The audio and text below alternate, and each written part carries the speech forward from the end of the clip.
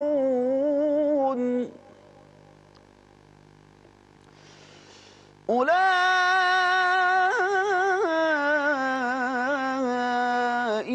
عليهم صلوات من ربهم ورحمة وأولئك هم المهتدون.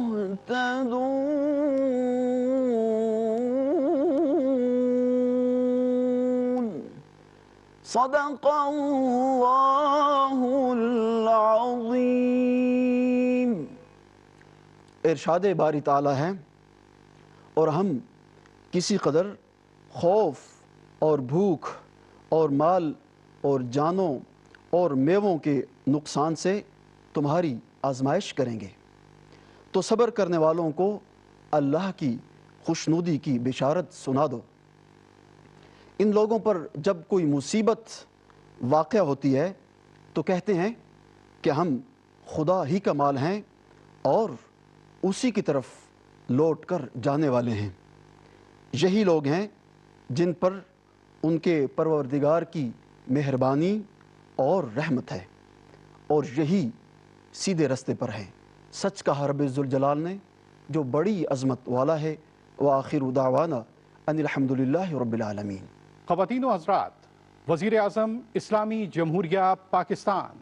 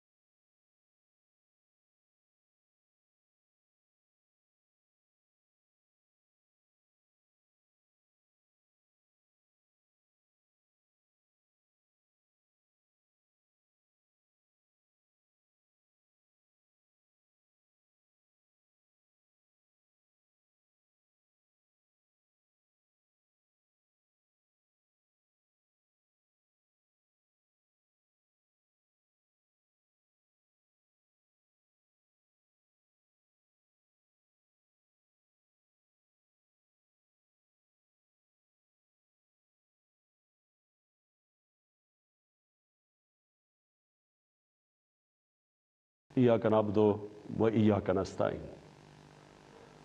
میرے پاکستانیوں، میں آپ کے سامنے آج حاضر اس لیے ہوا ہوں کہ دنیا میں بڑی تیزی سے صورتحال بدل رہی ہے اور اس کے پاکستان کے اوپر اثرات ہیں۔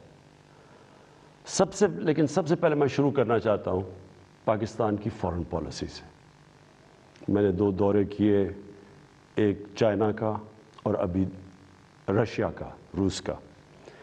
تو میں جو آج آپ کے سامنے سب سے پہلے بات واضح کرنا چاہتا ہوں وہ یہ کہ میرے ماں باپ ایک غلام ہندوستان میں پیدا ہوئے تھے، اور جب بھی میں بڑا ہو رہا تھا انہوں نے یہ احساس دلوایا کہ میں کتنا خوش قسمت ہوں کہ میں ایک آزاد ملک میں پیدا ہوا۔ اور جب سے میں نے سیاست شروع کی، بلکہ اس سے پہلے بھی، میری ہمیشہ یہ خواہش تھی کہ پاکستان کی جو فارن پالیسی ہو وہ آزاد ہو۔ اب آزاد فارن پالیسی کا کیا مطلب ہے؟ آزاد فارن پالیسی کا مطلب یہ ہوتا ہے کہ ایک قوم اپنے لوگوں کے فائدے کے لیے فارن پالیسی بنائے، وہ فارن پالیسی نہ بنے جو کسی اور کا فائدہ کرے اور اپنے ملک کو نقصان پہنچا دے۔ اور میں آپ کو اس غلط فارن پالیسی کی مثال دینا چاہتا ہوں کہ جو ہم نے امریکہ کے ساتھ اس کی وار آن ٹیرر میں جب حصہ لیا تو میں شروع سے کہتا گیا، میری پارلیمنٹ میں تقریریں ہیں کہ ہماری اس جنگ سے کوئی تعلق نہیں تھا، کوئی پاکستانی ملوث نہیں تھا 9/11 میں، ہمارا کوئی اس سے لینا دینا نہیں تھا۔ تو میں تب سے کہتا گیا کہ ہمیں اس میں شرکت نہیں کرنی چاہیے۔ ہم نے پہلے امریکہ کے ساتھ کی جنگ میں شرکت کی، سوویت یونین کے خلاف جب وہ افغانستان میں جہاد میں شرکت کی، اور پھر 10 سال کے بعد جب پھر شرکت کی 9/11 کے بعد امریکہ کے ساتھ اس کی جنگ میں، تو جب ہم تب شرکت کر رہے تھے کہ جہاد تھی کہ افغانستان میں کوئی فورن آکوپیشن ہوئی تو اس کے خلاف جہاد ہے، لیکن اب جب امریکہ افغانستان میں آ گیا تو اس کے خلاف دہشت گردی تھی. اور اس پالیسی کے میں شروع سے خلاف تھا، اور بدقسمتی سے یہ فورن پالیسی پاکستانیوں کے فائدے کے لیے نہیں کی گئی. اس کی وجہ سے 80,000 پاکستانیوں کی شہادتیں ہوئیں، ہمارے 35 لاکھ لوگوں کی نقل مکانی ہوئی، قبائلی علاقہ تباہ ہوا، ہمیں $150 ارب سے زیادہ ملک کو نقصان ہوا. لیکن جو اس کی سب سے شرمناک بات کیا تھی کہ دنیا کی تاریخ میں پہلی دفعہ ایک ملک کسی کی حمایت میں جنگ لڑ رہا ہے اور وہ ملک اسی ملک کے اوپر بمباری کر رہا ہے.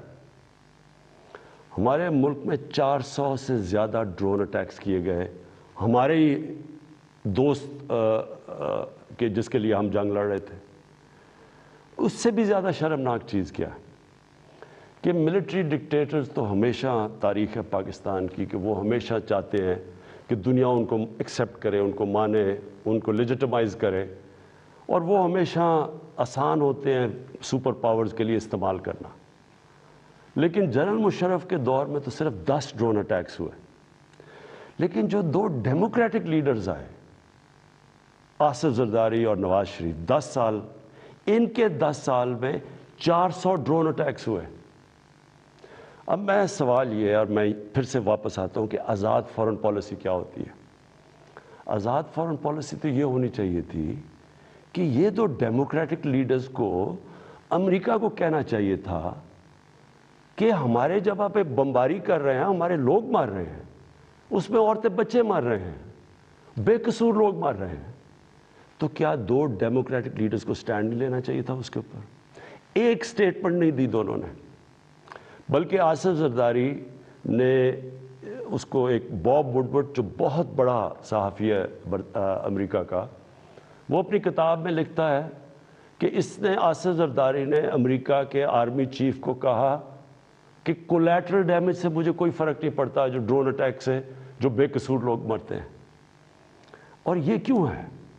میں صرف آپ کو اس لیے یہ شروع میں بات فورن پالیسی کی یہ اس لیے ہے کہ جب ملک کے سربراہوں کے پیسے اور جائیداد ملک سے باہر پڑی ہوتی ہے، جب ان کے اربوں ڈالرز کی پراپرٹی اور بینک بیلنسز اور آف شور اکاؤنٹس ہوتے ہیں، وہ کبھی اس ملک کی بہتری کے لیے فائدہ نہیں کرتے، وہ اپنے پیسے بچانے کے لیے کرتے ہیں.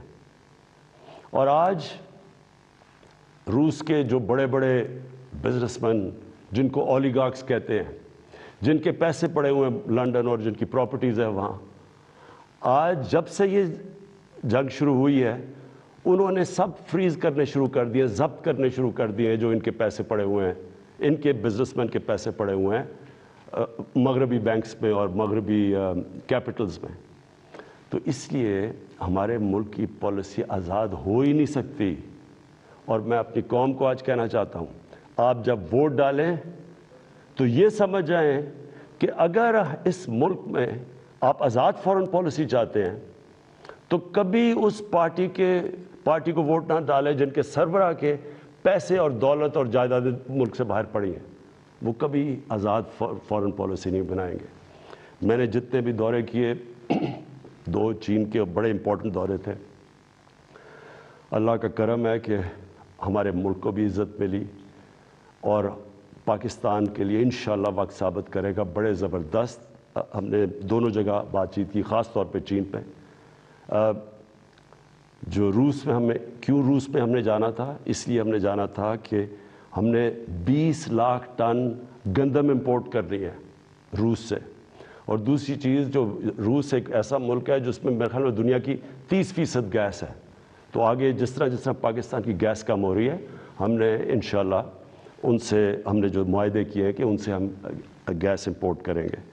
اور چین کے سامنے ابھی تھوڑی دیر کے بعد انشاءاللہ اس قوم کے سامنے آ جائے گا کہ جس طرح کے چین کے ساتھ ہمارے معاہدے ہوئے ہیں، اور خاص طور پہ سی پیک کا جو دوسرا فیز ہے۔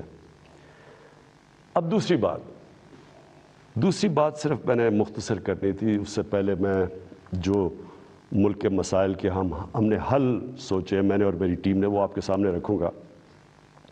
لیکن دوسری چیز ایک متنازع ایشو بنا ہوا ہے، اس کے اوپر تھوڑا شور مچا ہوا ہے کہ جی آزادی صحافت کے اوپر پابندی لگائی جا رہی ہے اور لوگوں کے منہ بند کیے جا رہے ہیں۔ میں پہلے آپ کو ایک چیز واضح کر دوں، پیکا لا آپ سب کو یہ بتا دوں کہ یہ 2016 میں بنا تھا، اس میں صرف ہم ترمیم کر رہے ہیں۔ جو سربراہ ملک کا جس نے کرپشن نہیں کی، جو ملک کا سربراہ ملک کے قانون نہیں توڑتا، اس کو کبھی آزاد صحافت سے، میڈیا سے کوئی خطرہ نہیں ہے۔ آج آپ اٹھا کے دیکھ لیں پاکستان کے اخبار، میڈیا دیکھ لیں، تقریباً 70% خبریں ہمارے خلاف ہیں، ہمیں اسے کوئی فرق نہیں پڑتا۔ لیکن یہ قانون کسی وجہ سے لے کے آئے ہیں، اس کی وجہ یہ ہے کہ پاکستان میں سوشل میڈیا کے اوپر اس طرح کا گند آ رہا ہے، اس طرح کی چیزیں آ رہی ہیں، چائلڈ پورنوگرافی آ رہی ہے، یعنی جو ہمارے اسلامک ویلیوز کی خلاف ورزی، ہمارے چھوڑے دنیا میں کسی بھی مہذب معاشرے میں اس طرح کی چیزیں نہیں آتی جو اب ہمارے سوشل میڈیا پہ آ رہی ہیں۔ میرے پاس ریکارڈ ہے اس وقت کہ 94,000 کیسز پڑے ہوئے ہیں ایف آئی اے کے پاس، جس کے اندر گھر کی عورتوں کو تنگ کیا ہوا ہے، ان کے خلاف، اور لوگوں کے گھر اجڑ رہے ہیں کیونکہ گند اچھال رہا ہے، فیک نیوز آ رہی ہے، تصویریں گندی دی جا رہی ہیں۔ ابھی تک صرف 38 کیسز کا فیصلہ ہوا ہے 94,000 کیسز میں سے۔ عام لوگوں کو تو چھوڑیں، پرائم منسٹر ایک ملک کو چھوڑیں کہ عمران خان ہے یا کوئی بھی ہے، اس کو بھی نہیں بخشا جا رہا۔ ایک صحافی نے 3 سال پہلے لکھا کہ جی عمران خان کی بیوی گھر سے چھوڑ کے چلی گئی ہیں، اور جی عمران خان نے کوئی غلط غیر قانونی کام کیا بانی گالہ میں نے عدالت میں کیس کیا۔ 3 سال ہو گئے ہیں، پرائم منسٹر کو ابھی تک کوئی انصاف نہیں مل رہا۔ وہی پھر سے صحافی لکھتا ہے اب پھر کہ جی ان کی بیوی گھر چھوڑ کے چلی گئی ہیں۔ ملک کا پرائم منسٹر اگر اس سے یہ ہو سکتا ہے، اس طرح کا اس کے خلاف وہ عورتیں جن کا کوئی سیاست سے تعلق نہیں ہے، تو سوچیں باقی لوگوں کا یہاں کیا ہوگا۔ یہی صحافی جب اس نے نواز شریف کے دوسرے دور میں اس کے کرپشن پہ لکھا تھا، اس کو 3 دن اس نے بند کر کے ڈنڈے مارے تھے۔ ہم جا رہے ہیں قانونی طور پہ، اور یہ حال ہے کہ یہاں بھی یہ حال ہے کہ ہمارے ایک وزیر کے خلاف کسی خاتون نے لکھا، اس نے انگلینڈ میں جا کے انصاف لیا، ادھر اس کو فائن کیا گیا۔ اب مراد سعید کے خلاف بات ہے، مراد سعید سوچ رہے ہیں انگلینڈ میں قانون لے جا کے کیس کرنا۔ شوکت خانم کے اوپر ایک میڈیا ہاؤس جنگ گروپ، انہوں نے شوکت خانم کے اوپر لکھا کہ شوکت خانم کا جو پیسہ ہے وہ تحریک انصاف کو جا رہا ہے۔ اتنی بھی زحمت نہیں کی کہ کم از کم شوکت خانم سے پوچھ تو لیتے، ان کا ورژن تو لے لیتے کہ کیسے چیک جو شوکت خانم ہے وہ تحریک انصاف کے اوپر جا رہا ہے۔ اب شوکت خانم پہلے ہی ایک نون لیگ نے حنیف عباسی نے شوکت خانم کے اوپر اسی طرح کہا تھا کہ پیسہ چوری ہو رہا ہے، وہ کیس 10 سال ہو گئے ہیں، وہ لوور کورٹ سے جیت چکی ہے شوکت خانم، 10 سال کے بعد بھی انصاف نہیں۔ تو اب شوکت خانم انگلینڈ میں جدھر رجسٹرڈ چیریٹی ہے اور امریکہ میں ادھر کیس کرنے جا رہی ہے اسی جنگ گروپ کے اوپر۔ تو کہنے کا میرا مقصد یہ ہے کہ یہ تو دنیا میں کہیں بھی نہیں ہوتا۔ آزادی صحافت کے نام پہ یا مافیاز بیٹھ کے بلیک میل کر رہے ہیں، ان کے ایجنڈے کچھ اور ہیں، یا ایسے صحافی بیٹھے ہیں جو پیسے لے کے یہ ساری گند اچھال رہے ہیں، بلیک میل کر رہے ہیں گورنمنٹ کے اوپر۔ میں نے آپ کو کہا کہ ساری زندگی میں نے تنقید دیکھی ہے، میں کرکٹ کیپٹن سے مجھے تنقید ہوتی تھی، میں نے سارے مغرب میں دیکھا ہوا ہے کہ کیا ہے۔ انگلینڈ کے اندر جدھر سے ہم نے جمہوریت کے ویلیوز لے کے آئے ہیں، میں نے انگلینڈ میں ایک کیس لڑا ہے، یہ جو ہر جانے کا کیس سب سے بڑا ان کا کھلاڑی تھا جس کا میرا کیس ہوا تھا. مجھے پتہ ہے کہ کبھی بھی کسی کی جرت نہیں ہو سکتی جو یہاں چیزیں جس طرح کی غیر ذمہ دارانہ چیزیں یہاں آتی ہیں, کسی کی جرت نہیں ہو سکتی کہ یہی جا کے آپ کسی اور جمہوریت کے اندر کریں. تو میں یہ صرف اس لیے کہہ رہا ہوں کہ یہ اس ملک کے لیے اتنا ضروری ہے. مجھے اتنے لوگ کال کرتے ہیں, مائیں کال کرتی ہیں, میسیجز دیتی ہیں کہ کس طرح کے حالات ہو گئے ہیں, کیونکہ کوئی پوچھنے والا نہیں ہے. تو اس کے اوپر میں نے صرف یہ کلیئر کرنا تھا کہ اس کا کوئی آزادی صحافت سے تعلق نہیں ہے. جو اچھے صحافی ہیں وہ خوش ہوں گے کہ فیک نیوز ختم ہو, وہ تو ان کی تو کریڈیبلٹی ہوتی ہے کہ صحیح. اور اچھی صحافت تو ایک اثاثہ ایک معاشرے کا, ان کی جو تنقید ہوتی ہے وہ ہمارے پرائم منسٹر وزیروں کو آگاہ رکھتی ہے کہ ہم نے کیا کرنا ہے, ہم کیا غلطیاں کر رہے ہیں. لیکن یہ بلیک میل کرنا, گند اچھالنا, گھر کی عورتوں کو اس طرح کی چیزیں کہنی, پرائم منسٹر, ملک کا پرائم منسٹر, اب یہ 3 مین اخبار ہیں یہاں. میں نومینیٹ کرتا ہوں آزاد کشمیر کا پرائم منسٹر جب ہماری پارٹی الیکشن جیتتی ہے. 3 مین اخباروں کے فرنٹ پیج پہ آتا ہے کہ جی وہ جادو ٹونے سے یا پتہ نہیں ستارے دیکھ کے اس کو آزاد کشمیر کے پرائم منسٹر کو سلیکٹ کیا گیا. یہی چیز کہیں بھی انگلینڈ اور مغرب کے اخباروں میں کرتی ہے. میں آپ کو یقین دلاتا ہوں کہ ان کے اوپر اتنا بڑا ہرجانہ ہونا تھا کہ ان کی شاید اخبار ہی بند ہو جاتے. اب میں دوسری چیز پہ آنا چاہتا ہوں, کیونکہ میں آپ کو یہ بتانا چاہتا ہوں کہ ہم اب ہمارے جو حالات ہیں ان کے اوپر ہم نے اب کیا بڑی محنت کر کے ہم نے کیا تجویزیں سوچی ہوئی ہیں. تو سب سے پہلے کہ میں آپ کو صرف یہ یاد کرانا چاہتا ہوں, اور یہ ضروری ہے یاد کرنا, کیونکہ اگر تو مجھے سوئٹزرلینڈ کی اکانومی ملی ہوتی تو بڑا اچھا ہوتا. آج اسی پر بتاتے ہیں کہ وہ حالات تب یہ تھے تو اب آپ نے کیا کیا ہے. تو جب ہمیں اکانومی ملی تھی 2018 میں, جو سب سے بڑا پاکستان کی تاریخ کا خسارہ تھا, اندرونی بھی فسکل ڈیفیسٹ بھی اور بیرونی جس کو کرنٹ اکاؤنٹ ڈیفیسٹ کہتے ہیں, وہ پاکستان کی تاریخ میں سب سے بڑا ڈیفیسٹ تھا. ہمارے جو فورن ایکسچینج ریزروز تھے وہ مشکل سے 3 ہفتے کی بھی ایکسپورٹس کے لیے امپورٹس کے لیے کافی نہیں تھے. ہماری کئی باہر کی لائبلٹیز جو تھی ہم پیسے نہیں دے سکتے تھے. یہ وہ پاکستان ملا تھا. اور اس کے بعد اتنے مشکل وقت سے نکلتے ہوئے اس کے بعد ہم کرونا آ گیا. اب کرونا کا میں صرف آپ کو یہ بتا دوں کہ یہ 100 سال میں ایک دفعہ اتنا بڑا کرائسس آتا ہے جو کرونا آیا. دنیا میں آپ دیکھ لیں کہ حالات کیا ہوئے. اچھی بھلی اکانومیز اجڑ گئیں. برطانیہ, ہندوستان جو بڑی تیزی سے آگے جا رہا تھا اس کی مائنسز میں گروتھ ریٹ چلی گئی. تو اس پہلے ہی مشکل حالات تھے. ہماری جو گروتھ ریٹ تھی وہ 0.2% بھی نہیں تھی. تو پہلے ہی برے حالات تھے, اوپر سے کرونا آ گیا. تو اس کرونا کے وبا سے جس طرح پاکستان نے ڈیل کیا اور کرتا آیا وہ میں ابھی بعد میں بتاؤں گا. لیکن اس کے بعد 2 اور چیزیں ہو گئیں. جب کیونکہ پہلے تو کرونا آ کے لاک ڈاؤنز ہو گئے, اس کے اپنے مسئلے آئے. اس کے بعد جب لاک ڈاؤنز اٹھنے شروع ہوئے تو سپلائی لائنز افیکٹ ہوئی تھی. اس سے ایک کموڈٹی سپر سائیکل کہتے ہیں, یعنی جو کموڈٹیز تھیں وہ تاریخی مہنگی ہو گئی. اس سے کیا ہوا کہ دنیا کے اندر مہنگائی آ گئی, انفلیشن آ گئی. تو میں صرف آپ کے سامنے رکھنا چاہتا ہوں کہ اب میں صرف اس لیے بتا رہا ہوں کہ ہم کوئی دنیا سے علیحدہ تو نہیں ہے نا. کئی چیزیں ہیں جن کو ہم امپورٹ کرتے ہیں. تیل ہے, گھی ہے, 70% امپورٹ کرتے ہیں. دالیں امپورٹ کرتے ہیں 70%. یہ ساری جتنی چیزیں تھیں, اور بجلی جو ہماری ہے وہ اگر آپ 60% جو بجلی ہے وہ امپورٹڈ فیول سے بنتی ہے, یعنی یا کوئلے پہ یا اب گیس پہ اور یا پھر تیل پہ. تو سب مہنگی ہو گئی. لیکن میں پہلے آپ کو بتانا چاہتا ہوں کہ جو ہمارے سے بڑے مضبوط ملک تھے ان کے کیا حالات ہوئے. سب سے پہلے امریکہ کی سب سے تکڑی اکانومی سمجھی جاتی ہے.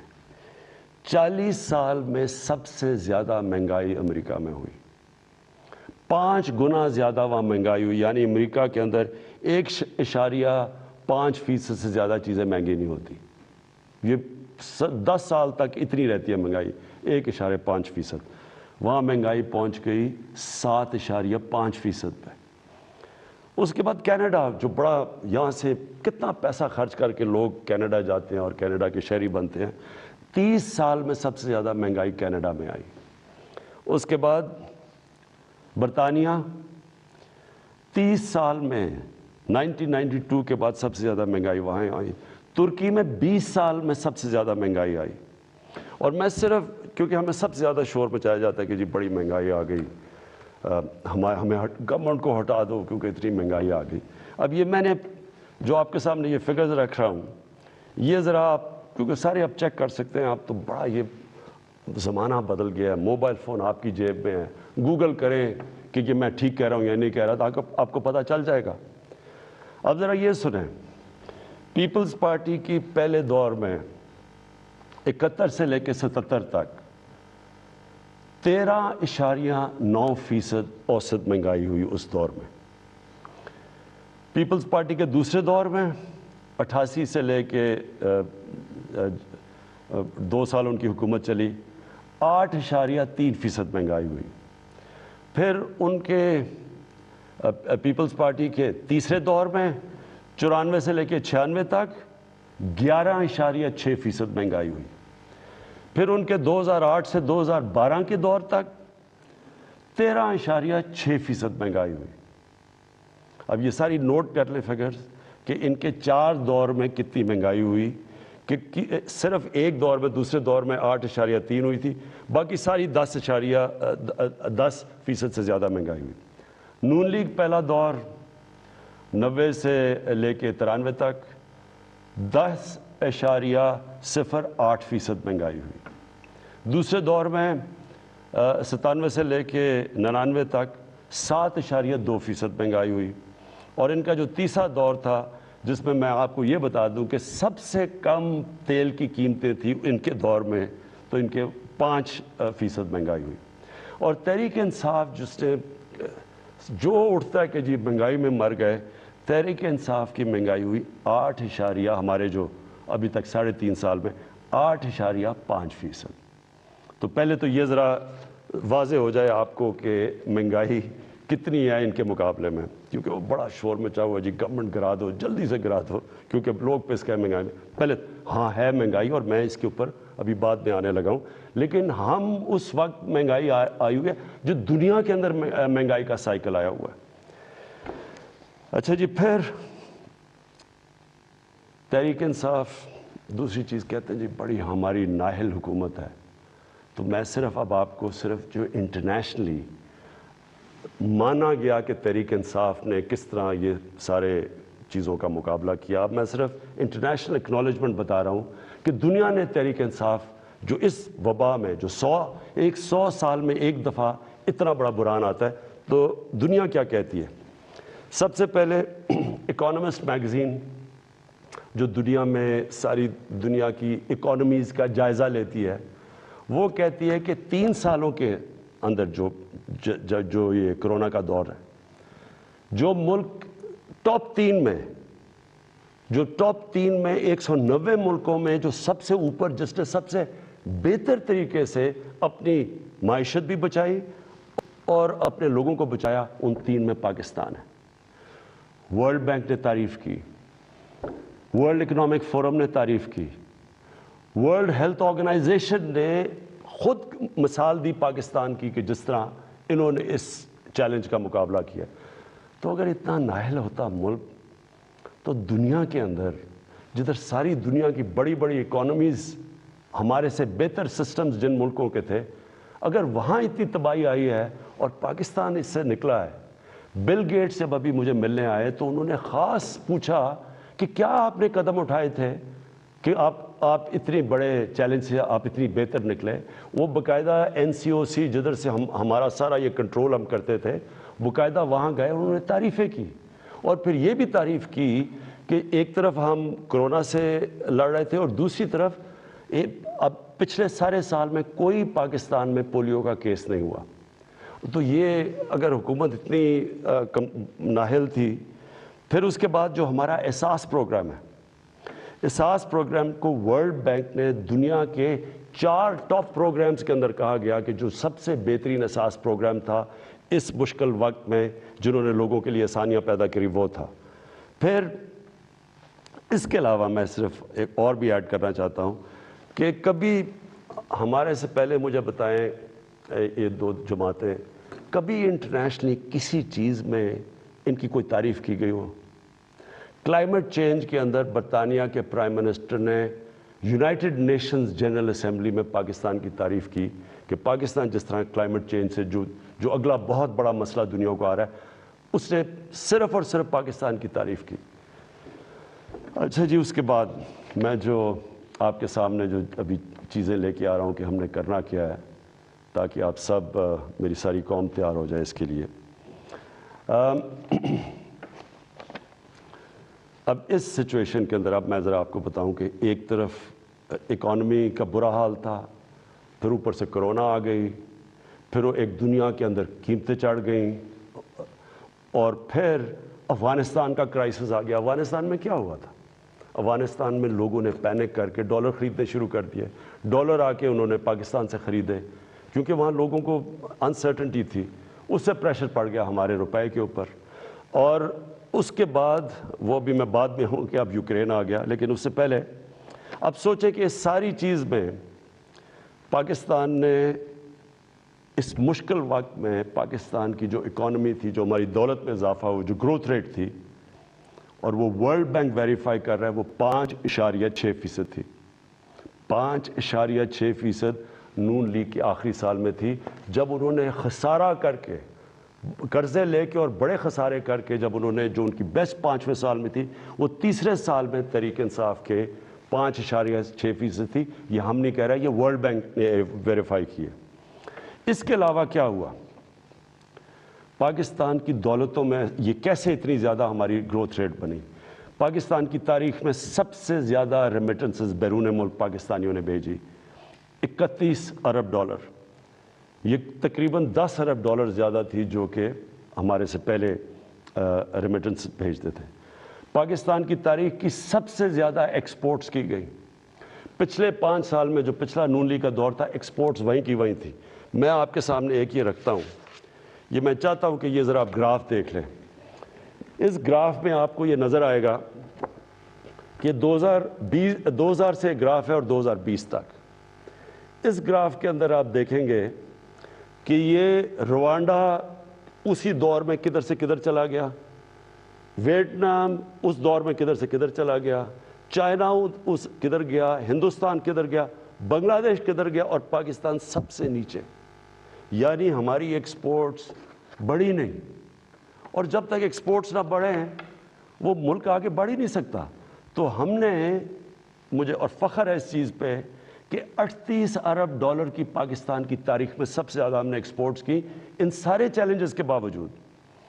پھر ہماری جو ٹیکس کلیکشن ہے، کوئی سوچ بھی نہیں سکتا تھا کہ جب لاک ڈاؤنز ہوئے ہوں اور اکانومی سلو ہوئی ہو، اس دور میں پاکستان کی جو ٹیکس کلیکشن ہے وہ 6000 ارب روپے سے زیادہ ہوئی، ریکارڈ ہے پاکستان کی تاریخ میں۔ اور یہ گروتھ تھی 31% ہماری ٹیکس کلیکشن کی گروتھ ہوئی۔ اور پھر سے میں ریپیٹ کرتا ہوں، یہ ساری جتنے بھی میں اعداد و شمار آپ کو دے رہا ہوں اپنے موبائل فون کے اوپر، یہ سب چیک کر سکتے ہیں۔ پھر جو 4 بڑی پاکستان کی فصلیں تھیں، گندم، چاول، شوگر، گنا اور مکئی، پاکستان کی تاریخ میں سب سے زیادہ ان کی پروڈکشن ہی نہیں ہوئی ان 4 کی، کیونکہ ہم نے پیکج دیے ہوا تھا اپنے کسانوں کو۔ قیمت بھی سب سے زیادہ ملی، تو صرف کسانوں کے پاس پہلی دفعہ 1100 ارب روپیہ اضافی پیسہ گیا کسانوں کے پاس۔ اور یہ اس سے کیا ہوا؟ کسانوں کے پاس جب پیسہ زیادہ گیا، ہم نے پہلے یہ شوگر ملز والے ان کو پیسے ٹائم پہ نہیں دیتے تھے، ان کی کٹوتی کر دیتے تھے، ان کو پیسے کم ملتے تھے، لائنیں لگی ہوتی تھیں ان کی، یعنی شوگر ملز کے باہر کسانوں کی، کیونکہ ہم نے قانون پاس کیے اور ہم نے ان کو صحیح پیسہ دلوایا، ان کو قیمت ملی، ٹائم پہ ملی، انہوں نے اپنی پیسہ لگایا زمین پہ، اس کی وجہ سے یہ پاکستان کی تاریخ میں اور بھی ہم نے قدم اٹھائے، کسان کارڈ ہے، لیکن اس کی وجہ سے ہماری اتنی زیادہ ریکارڈ پروڈکشن ہوئی۔ پھر ہماری جو لارج اسکیل مینوفیکچرنگ انڈسٹری تھی ان کو ہم نے انسینٹیوز دیے، 7.4% ادھر ہوئی۔ ہماری جو ٹاپ پاکستان کی 100 کمپنیز تھیں انہوں نے 930 ارب روپے کا پروفٹ جو ریکارڈ کمایا، اس سے کبھی اتنا زیادہ پروفٹ ہی انہوں نے کمایا، اور میں چاہتا ہوں کہ یہاں لوگ بڑے بڑے منافع کریں تاکہ اور انویسٹرز آئیں، تاکہ اور خوشحالی آئے، تاکہ اور ملک کی دولت میں اضافہ ہو۔ پاکستان کا جو پرائیویٹ سیکٹر ہے اس کی کریڈٹ یعنی انہوں نے جو قرضے لیے ہیں وہ پاکستان کی تاریخ میں سب سے زیادہ لیے، 1400 ارب روپیہ۔ اس کے بعد پاکستان کی جو ٹریکٹر سیل تھی یہ ریکارڈ ہوئی، 20% پچھلے سال سے زیادہ ٹریکٹرز بکے۔ ٹرکس 81% ٹرکس اور بسز زیادہ بکی پاکستان میں۔ ٹیکسٹائل کی ایکسپورٹ پاکستان کی تاریخ میں سب سے زیادہ ہوئی، 16 ارب ڈالر، اور ہماری مین ایکسپورٹ ہی ٹیکسٹائل ہے۔ تیل کی کنزمپشن یعنی ہمارا جو تیل 15% بڑھ گئی پاکستان میں تیل کی کنزمپشن، کیونکہ ایکٹیویٹی بڑھ گئی، بزنس ایکٹیویٹی بڑھ گئی۔ کنسٹرکشن سیکٹر کے اندر، کیونکہ ہم نے کنسٹرکشن سیکٹر کو اٹھایا تھا سب سے پہلے، اس میں 1500 ارب روپیہ کنسٹرکشن سیکٹر کے اندر گیا، اور جس کی وجہ سے آپ نے دیکھا کہ جو ہمارے روزگار، لوگوں کا روزگار بھی بڑھا، اور پھر جو ہمارا فورن ایکسچینج تھا، جو ہمیں سب سے کم فورن ایکسچینج ریزروز رہ گئے تھے، ہمارے 23.2 ارب ڈالر کے فورن ایکسچینج ریزرو، تقریباً پاکستان کی تاریخ میں سب سے زیادہ ہمارے فورن ایکسچینج ریزروز ہیں۔ لیکن ہم نے یہ فیصلہ کیا، میرے پاکستانیوں، ہم نے یہ فیصلہ کیا کہ ہم یہ سمجھ رہے تھے کہ یہ جو ایک دم قیمتیں اوپر گئی ہیں تیل کی اور کموڈٹیز کی دنیا کے اندر، تو ہم یہ سمجھ رہے تھے کہ یہ اب نیچے آنی شروع ہو جائیں گی۔ لیکن جو یوکرین کے اندر ہو رہا ہے اور یہ جو جنگ ہوئی ہے، تو اب مجھے خوف ہے کہ یہ، اور ہم نے آپس میں ڈسکس کیا کہ ابھی قیمتیں باہر نیچے نہیں آئیں گی، کیونکہ یہ سب کو پتہ ہے کہ جیسی یہ ہوتی ہے جنگ تو تیل کی قیمت بھی اوپر، اور پھر 30% دنیا کی گیس وہاں سے آتی ہے، گیس کی بھی قیمت اور اوپر چلی جائے گی، اور گندم ہم نے جو روس کو کہا ہوا کہ ہمیں 20 لاکھ گندم چاہیے، تو گندم کی ابھی قیمت اوپر چلی گئی ہے۔ تو ہم نے ایک فیصلہ کیا، ہم نے یہ فیصلہ کیا کہ ہم اس ملک میں جو سب سے بڑا مسئلہ ہے اس وقت وہ ہے تیل کا، پیٹرول اور ڈیزل کا، اور ان کی اگر قیمتیں اور اوپر چلی گئیں تو لوگوں کے اوپر اور بوجھ پڑ جائے گا۔ لیکن میں آج آپ کو یہ بتا دوں کہ پاکستان میں جو آج بھی پیٹرول اور ڈیزل کی قیمتیں ہیں، یہ نوٹ کر لیں۔ جب اپوزیشن والے یہ کہتے ہیں کہ جی وہ بڑا مہنگا ہو گیا پیٹرول اور ڈیزل، تو مجھے ذرا یہ بتائیں کہ وہ ان کے پاس اس کا کیا حال ہے؟ ہمیں باہر سے امپورٹ کرنا پڑتا ہے، تیل اوپر چلا جائے ہم اس کے بعد کیا کریں؟ یعنی اگر ان کے پاس کوئی حل ہے تو ہمیں بتا دیں، کیونکہ اس وقت بھی پاکستان دنیا کے 190 ملکوں میں سے 25ویں نمبر پہ ہے جدھر ابھی بھی ہمارا تیل اور پیٹرول اور ڈیزل سب سے کم بک رہا ہے۔ میں آپ کو ذرا بتا دوں کہ ترکی میں اس وقت ہمارا پاکستان میں 160 روپے لیٹر ہے، ہندوستان میں 260 روپے لیٹر ہے، بنگلہ دیش میں 185 روپے لیٹر ہے، ترکی میں 200 روپے لیٹر ہے، اور اگر ہم 70 ارب روپے کی ہر مہینے سبسڈی دیتے ہیں، یعنی گورنمنٹ سبسڈائز کرتی ہے، اگر ہم یہ نہ کریں 70 ارب روپے کا، تو آج پاکستان کے اندر پیٹرول ہو 220 روپے لیٹر کا۔ میرے پاس اوگرا کی سمری آئی، انہوں نے کہا کہ 10 روپے زیادہ آپ کو 1 لیٹر پیٹرول اور ڈیزل بڑھانا پڑے گا، کیونکہ دنیا میں تیل مہنگا ہو چکا ہے۔ تو میں آج آپ کے سامنے بڑی خوشخبری یہ سنانا چاہتا ہوں کہ بجائے 10 روپے بڑھانے کے، ہم نے فیصلہ کیا ہے کہ 10 روپے پیٹرول اور ڈیزل کو آج ہم کم کر رہے ہیں۔ اب پھر سے میں آپ کو بتاؤں کہ بجلی 60% امپورٹڈ فیول سے بنتی ہے، جو میں آپ کو پہلے بتا چکا ہوں۔ جیسے باہر گیس مہنگی ہوتی ہے، کوئلہ مہنگا ہوتا ہے، تیل مہنگا ہوتا ہے تو یہاں ہمارا جس کو کہتے ہیں فیول ایڈجسٹمنٹ چارج وہ بن جاتا ہے, ہماری بھی چیزیں اوپر چلی جاتی ہیں. ہم نے یہ بھی فیصلہ کیا کہ ہم اپنے لوگوں کو اب اس سے بچائیں گے. اگر ڈیمز بنا لیتے پہلے تو پاکستان کو تو بڑی سستی بجلی ملتی تھی, کیونکہ پانی سے جو بجلی بنانی ہے وہ ہمارے لیے, ہمیں تو کوئی فرق ہی نہیں پڑتا کہ باہر مہنگائی ہو یا نہ ہو. لیکن کوئی ڈیمز نہیں بنائی, 50 سالوں میں پاکستان میں کوئی ڈیمز نہیں بنی. ہم 10 ڈیمز بنا رہے ہیں اب پاکستان میں, اور انشاءاللہ اگلے 5 سے 10 سالوں کے اندر یہ ساری ڈیمز آ جائیں گی, اور اس سے انشاءاللہ ہمیں اگر باہر قیمتیں بھی بڑھیں گی تو انشاءاللہ ہم بچ جائیں گے اس سے. تو میں بجلی کا اب ہم نے فیصلہ کیا ہے کہ 5 روپے یونٹ ہم بجلی کم کر رہے ہیں.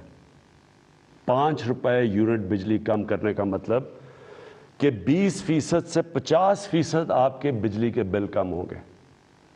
اور یہ بھی ہم اس کے لیے سبسڈی اور بڑی محنت سے اور جگہ سے ہم نے سبسڈی نکالی ہے. اور میں یہ کیونکہ سب سے بڑا مسئلہ لوگوں کو ہوتا ہے بجلی اور پٹرول اور ڈیزل, اس کی وجہ سے ساری چیزیں مہنگی ہو جاتی ہیں. تو ہم نے یہ فیصلہ کیا کہ ہم اگلے بجٹ تک ان 2 چیزوں کے اوپر ہم اب کوئی اضافہ بھی نہیں کریں گے, اور اس سے پہلے ہم نے ان کو کم بھی کر دیا. 5 روپے یونٹ بجلی اور 10 روپے بلکہ 20 روپے پورا بنتا ہے پٹرول اور ڈیزل کا. پھر ہم نے احساس پروگرام کی, جو نچلے طبقے کے اوپر جو ہم 12,000 روپے دیتے تھے, جو 80 لاکھ خاندان کو ہم دیتے ہیں, اس کو ہم نے 12,000 سے 14,000 پہ کر دیا. پھر ہم نے ایک اور کام کیا نوجوانوں کے لیے جو گریجویٹس ہیں, جس نے BA کی ہوئی ہے, جس کے پاس نوکری نہیں ہے. ہم نے فیصلہ کیا کہ ہم ان کو انٹرنشپ دلوائیں گے. 30,000 روپے جو بھی گریجویٹ ہوگا اس کو کہیں انٹرنشپ دلوائیں گے تاکہ ان کو کم از کم کوئی پیسہ ملے. پھر ہم نے اسکالرشپس کا میں آپ کو بتا دوں 26 لاکھ ہم نے اسکالرشپس ہم صوبے جو ہمارے نیچے صوبے ہیں اور جو سینٹر ہے, اور اس کے اوپر 38 ارب روپیہ ہم خرچ کر رہے ہیں. یہ اب پرائم منسٹر کے جو پورٹل ہے اس کے اوپر اب سارا کنٹرول ہوگا. سارے میرٹ کے اوپر ہم خود چیک کریں گے, پوری کمیٹی بنائی ہوئی ہے اکیڈمکس کی, میرٹ پہ ملیں گے, اور کوئی بھی کسی کو مسئلہ ہوگا وہ اس پورٹل کے اوپر آئے گا. لیکن پھر اب جو IT سیکٹر جو فیوچر ہے ہمارے نوجوانوں کا, جس طرح دنیا جا رہی ہے ٹیکنالوجی کی ریولوشن, یہ ذرا آپ سنیں. IT سیکٹر کے لیے اس میں IT کمپنیز بھی ہیں اور فری لانسرز بھی ہیں. پہلی چیز, ان کو 100% ہم نے ٹیکس معاف کر دیا. پھر سے سن لیں, IT سیکٹر کے اوپر چاہے وہ کمپنیز ہیں یا فری لانسرز ہیں, 100% ان کو ہم نے ٹیکس پہ چھوٹ دے دی ہے. دوسری چیز, فورن ایکسچینج. اب تک ان کا ہم نے کوئی کنڈیشنز لگائی ہوئی تھی کہ اتنا فورن ایکسچینج آپ کو پاکستان میں رکھنا ہے. ہم نے مکمل طور پہ 100% فورن ایکسچینج پہ ان کو چھوٹ دے دی ہے کہ یہ چاہے کوئی اس کے اوپر ریسٹرکشن نہیں ہے, باہر لے جائیں اندر لے آئیں, 100% اب فورن ایکسچینج کی موومنٹ ان کے ہاتھ میں ہے. یعنی ہم نے ریسٹرکشن ساری ختم کر دی ہے. اور تیسری چیز, جو سٹارٹ اپس ہیں, جو بھی IT کی سٹارٹ اپس ہیں, ان کو 100% ہم نے کیپٹل گینز ٹیکس سے ختم کر دیا. یعنی ان کا ٹیکس ختم کر دیا سارے سٹارٹ اپس کا, جو کیپٹل گینز ٹیکس ہے. اس کے بعد انڈسٹریل پالیسی. اب یہ بھی پہلے ہم نے کنسٹرکشن پالیسی لے کے آئے تھے جس کی وجہ سے کنسٹرکشن میں پاکستان میں اٹھ گیا. اب ہم لے کے آ رہے ہیں آپ کے لیے انڈسٹریل پالیسی. انڈسٹریل پالیسی میں ہم کیا کر رہے ہیں کہ جو بھی انڈسٹری لگائے گا, جو بھی پیسے لگائے گا انڈسٹری کے اندر, اس سے کوئی سوال نہیں پوچھے جائیں گے. یہ ہم نے کنسٹرکشن میں بھی شروع میں یہ کیا تھا. اور جو سکھ انڈسٹری ہے اس کی ریوائول کے لیے, اس کے لیے ہم آپ کے سامنے پورا پروگرام ہے. ان کے لیے ٹیکس کی چھوٹ دیں گے ان کو. اس کے ساتھ انشاءاللہ کل میں لاہور کے اندر آپ کو پورا انڈسٹریل پالیسی کا پورا پیکج دے دوں گا. اور پھر تیسری چیز, جو اوورسیز پاکستانیز ہیں, جب بھی وہ پاکستان کی انڈسٹری میں انویسٹ کریں گے یا وہ پاکستان کے انڈسٹریلس کے ساتھ جوائنٹ وینچر کریں گے, ان کو 5 سال کا ٹیکس ہالیڈے ہم نے کر دیا, تاکہ 5 سال تک کوئی ٹیکس نہیں دیں گے. پھر ہمارا کامیاب پاکستان پروگرام ہے. سود کے بغیر قرضے دیں گے بزنس شروع کرنے کے لیے نوجوانوں کو. سود کے بغیر کسانوں کو دیں گے قرضے, سود کے بغیر وہ اپنی زمین پہ پیسہ خرچ کر رہے ہیں. اور پھر سستا سبسڈائز بالکل جو غریب لوگ اپنا گھر بنانا چاہتے ہیں ان کو بالکل سستا قرضہ دیں گے. پھر اور یہ 407 ارب روپے کے قرضے ہیں جو یہ ان 3 ایریاز میں جائیں گے. لو کاسٹ ہاؤسنگ گھروں کے لیے, کسانوں کے لیے اور بزنس کرنے کے لیے شہروں میں 407 ارب کے قرضے یہ اگلے 2 سال میں ہم دیں گے. پھر آخری 2 چیزیں ہم نے, مجھے بڑا فخر ہے کہ ہم نے بڑی مشکلوں سے پاکستان میں بینکوں کو راضی کیا, ان کے لیے ان کے سارے جو آسانیاں پیدا کی, سبسڈائز کیا کہ بینکس چھوٹے لوگوں کو قرضے دیں. ابھی تک تنخواہ دار لوگ وہ ابھی تک ان کو بینک قرضے نہیں دیتے تھے. کمزور یعنی جو مزدور ہوتے ہیں, ویلڈر ہوتے ہیں, وہ کام کرنے والے, ان کی سوچ بھی نہیں سکتے اپنے لیے گھر بنانا. بڑی ہمیں 1 سال لگایا, ہم نے پوری ان کے لیے آسانیاں پیدا کی, گورنمنٹ نے سبسڈائز کیے قرضے, آسانیاں پیدا کی تاکہ اگر ایک آدمی اپنے گھر میں جو ایک کرائے کا گھر لیتا ہے, جو کرائے کے اوپر پیسے دیتا ہے, اسی پیسوں کی وہ قسطیں بن جائے اور اس کا اپنا گھر ہو جائے.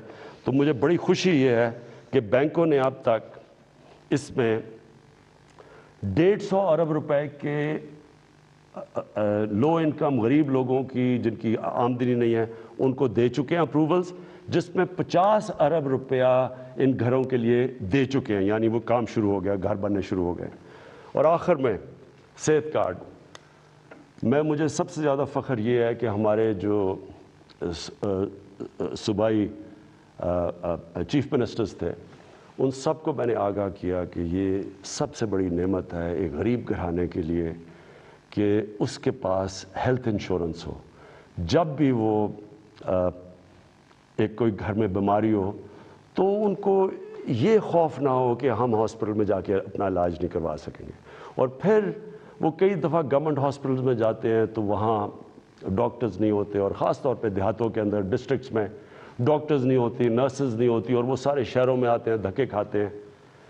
یہ جو صحت کارڈ ہے یہ پاکستان کی تاریخ میں نہیں, یہ شاید ڈیولپنگ ورلڈ میں بھی, بلکہ ڈیولپڈ ورلڈ میں بھی اس طرح کا کہ آپ نے ہر گھرانے کو, ہر جو ہمارے صوبے ہیں سندھ کے علاوہ, کیونکہ پروونشل گورنمنٹس اس کا پیسہ دے رہی ہیں, ہر گھرانے کے لیے ہم انشاءاللہ مارچ کے آخر تک پنجاب میں ہر گھرانے کے پاس صحت کارڈ ہوگا. ہر خاندان 10 لاکھ روپے تک کسی بھی ہسپتال میں جا کے علاج کروا سکتا ہے. یہ ضروری ہے سمجھنا, پہلے تو ہوتا تھا نہیں گورنمنٹ ہاسپٹل, اب وہ پرائیویٹ ہاسپٹل میں جا کے علاج کروا سکتا ہے. اور ہر گھرانے کے پاس یہ صحت کارڈ ہوگا, اور انشاءاللہ یہ پورا ایک ہیلتھ سسٹم بن رہا ہے پاکستان میں. ابھی سے چھوٹے چھوٹے ہاسپٹل دیہاتوں میں جانا شروع ہو گئے ہیں, کیونکہ دیہاتوں میں ہمارے گورنمنٹ ہاسپٹل میں ڈاکٹرز نہیں ہوتے کئی دفعہ, تو پرائیویٹ سیکٹر جانا شروع ہو گیا. اور میری یہ خواہش تھی کہ پاکستان میں ایک پورا جال بچ جائے ہاسپٹلز کا. تو گورنمنٹ کے پاس تو کبھی بھی اتنا پیسہ نہیں آنا تھا, تو اب پرائیویٹ سیکٹر کے لوگ خود جائیں گے, کیونکہ اب ہیلتھ کارڈ ہوگا. غریب سے غریب گھرانے کے پاس بھی ہیلتھ کارڈ ہوگا, اور اگر ان کو گھر میں کوئی بیماری ہو وہ جا کے پرائیویٹ ہاسپٹل میں بھی اپنا علاج کروا سکتے ہیں. یہ میں سمجھتا ہوں کہ ہم نے جو ہماری 3.5 سال کی حکومت ہے, یہ سب سے بڑا کام ہے.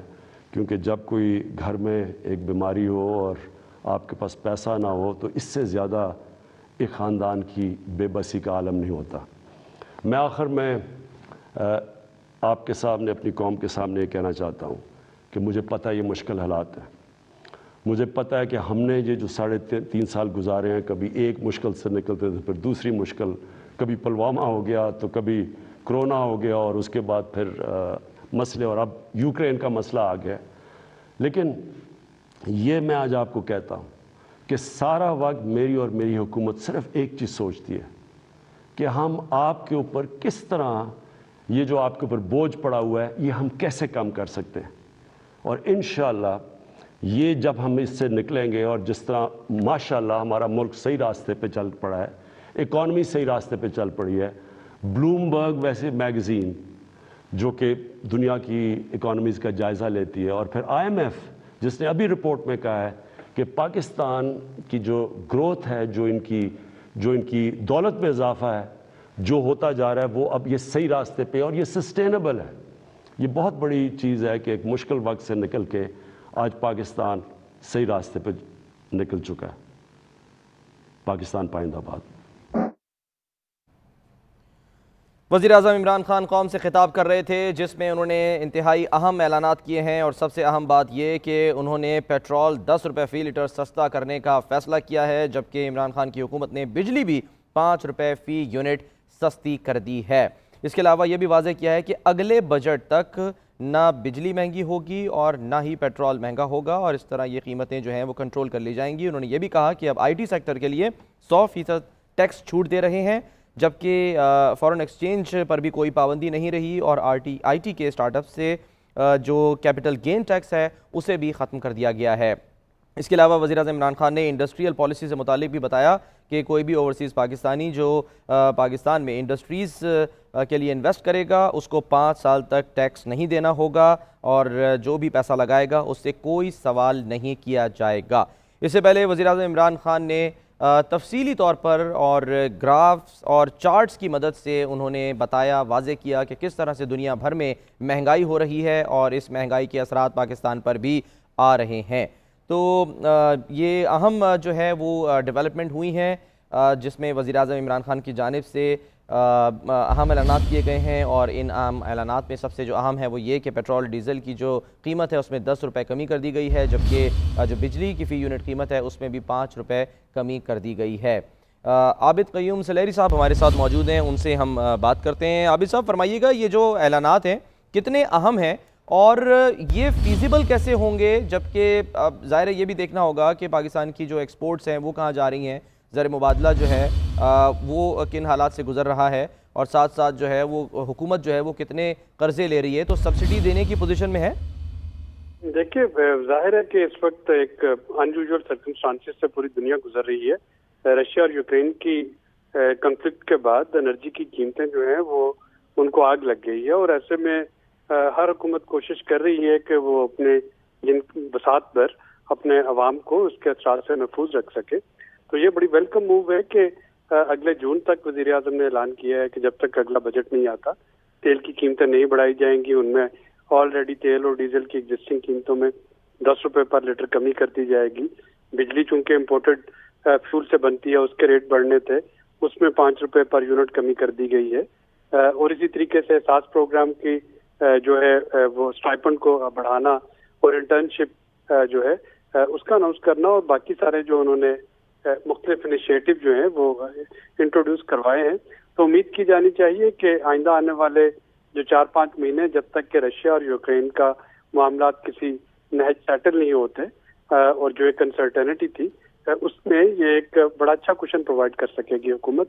اور ظاہر ہے کہ اس کے لیے جو پہلے ریونیو جنریٹ ہوا تھا اسی کو استعمال عابد صاحب یہ فرمائیے گا کہ ظاہر ہے ایک طرف تو عمران خان یہ کہہ رہے ہیں کہ جی خوف ہے کہ قیمتیں جو بڑھ گئی ہیں وہ واپس نہیں آئیں گی، اور ظاہر ہے ایک جو جنگ ہے وہ چھڑ چکی ہے، اور ساتھ میں یہ بھی کہا کہ جی گیس جو ہے وہ مہنگی ہو جائے گی. تو امید تو یہ کی جا رہی تھی کہ شاید ان حالات میں پاکستان میں مزید مہنگائی ہوگی اور پیٹرول کی قیمت میں جو عالمی منڈی میں بڑھتا جا رہا ہے اس میں اضافہ ہوگا. بجلی کی قیمت جو ہے ظاہر ہے وہ پیٹرول سے اور تیل سے بنتی ہے، بجلی بھی گیس سے جو کہ امپورٹ کی جاتی ہے، تو پھر یہ قیمتیں کم کیسے کی گئی ہیں؟ یعنی اس کا جو سلوشن ہے وہ کیا نکالا ہے حکومت نے؟ یعنی اس کا سلوشن یہی ہے کہ جو ریونیو میں بہتری آئی تھی وہاں سے پیسے لیے جائیں، جو منی بجٹ کے ذریعے جی ایس ٹی میں کچھ جو فائدہ ہو رہا تھا وہاں سے پیسے لیے جائیں، اور ایون اگر ضرورت پڑتی ہے تو نان پروڈکٹیو ایکسپینڈیچر جو ہیں وہ ادھر ڈائیورٹ کیے جائیں، کیونکہ ہر سیاسی حکومت کے لیے عوام ٹھیک ہے. عابد صاحب ساتھ ہی رہیے گا، عارف حمید بھٹی صاحب نے بھی ہمیں جوائن کر لیا ہے. بھٹی صاحب فرمائیے گا یہ ہم کہہ سکتے ہیں کہ فیصلہ جو بین الاقوامی منظر نامہ ہے اس کو مد نظر رکھتے ہوئے فیصلے سامنے آئے ہیں، یا پھر جو اندرون ملک جو اس وقت سیاست چل رہی ہے، اور ابھی جو مارچ ہے بلاول بھٹو کا وہ تو ابھی سندھ میں ہی موجود ہے، تو ایسے میں یہ تو ان کے لیے بھی بڑی اچھی خبر ہے کہ ابھی تو وہ سندھ سے نہیں نکلے اور قیمتوں میں کمی کا اعلان کر دیا گیا. دیکھیں ایسے حالات پوری دنیا میں مہنگائی ہو رہی ہے. ایک کڑوا سچ ہے کہ وزیر اعظم عمران خان نے نہ صرف پیٹرول کی قیمت میں کمی کا اعلان کیا اور کہا کہ اگلے جون تک بھی نہیں کروں گا. تو یہ مہنگائی سے لدی ہوئی پہاڑوں میں لدی ہوئی عوام کو ریلیف ملا ہے. اس میں ان کی تعریف نہ کرنا شاید نامناسب ہوگا. پوری دنیا میں مہنگائی ہو رہی ہے، لیکن اس موقع پر ان حالات میں کورونا کے بعد کووڈ کے بعد وزیر اعظم پاکستان کا یہ اعلان کہ 10 روپے پیٹرول میں کمی، بجلی میں 5 روپے کمی اور جون تک نہیں قیمتیں بڑھائی جائے گی. خیال تھا کہ جون تک یہ قیمتیں اسمان کو لگے گی. میرا خیال ہے یہ وزیر اعظم نے ایک بہت اچھا فیصلہ کیا ہے کہ اس سے عام آدمی کو ریلیف ملے گا. رہ گئی جو بات آپ کی کہ یہ کس وجہ ہے، تو میرا ذاتی خیال ہے اس میں اپوزیشن کے پریشر نے بھی کام دکھایا ہے اور وزیر اعظم کو بھی فیڈ بیک ملا تھا کہ ان کے خلاف اپوزیشن ان کی جماعت کو کچھ نہیں نقصان پہنچا سکتی. اس میں صرف اور صرف مہنگائی ان کے مد مقابل ہے. انہوں نے مہنگائی کو کنٹرول کرنے کی ایک اچھی کوشش کی اور عملی اقدام کر کے دکھایا. ٹھیک ہے، بہت بہت شکریہ. عارف حمید بھٹی صاحب ہمارے ساتھ موجود، اور اس سے پہلے عابد قیوم سلیری صاحب آپ اس معاملے پر اپنی رائے کا اظہار کر رہے تھے. آپ دونوں کا بہت شکریہ.